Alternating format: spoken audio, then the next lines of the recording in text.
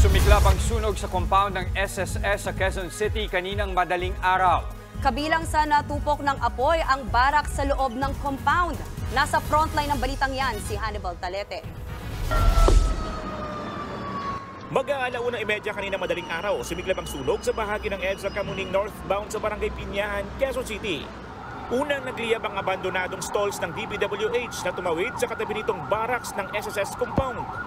Sa video na ito nakuha ng netizen, mapapansing halos wala nang matira sa mga istruktura dahil sa sunog.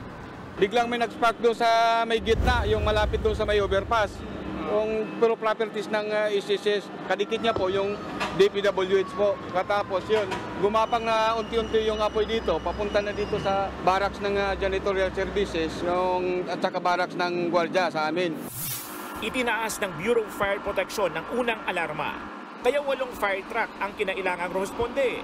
Hindi naman nadamay ang opisina ng DPWH Quezon City 2nd Engineering District na katabi ng nasunog na SSS compound. May mga nakaimbak doon na cold mix asphalt at mga diesel. Buti na lang at may perimeter wall, kaya hindi ito nadamay sa sunog. Sinipti na namin yung mga sasakyan na dyan kasi malapit yung mga sasakyan. Pinaano namin sa mga driver. Matapos ang 30 minuto, tuluyang naapula ang sunog.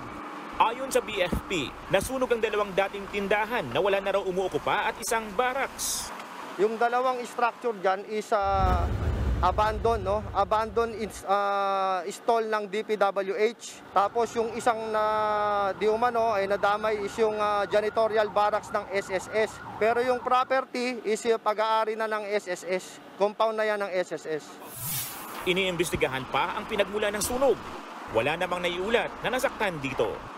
Nagbabalita mula sa frontline, Hannibal Talete, News 5. Mga kapatid, Jess De Los Santos po, huwag magpahuli sa mga umaaksyong balita at napapanahong issue sa bansa. Para sa mas malawak na balitaan, mag-subscribe at mag-follow sa social media pages ng News 5.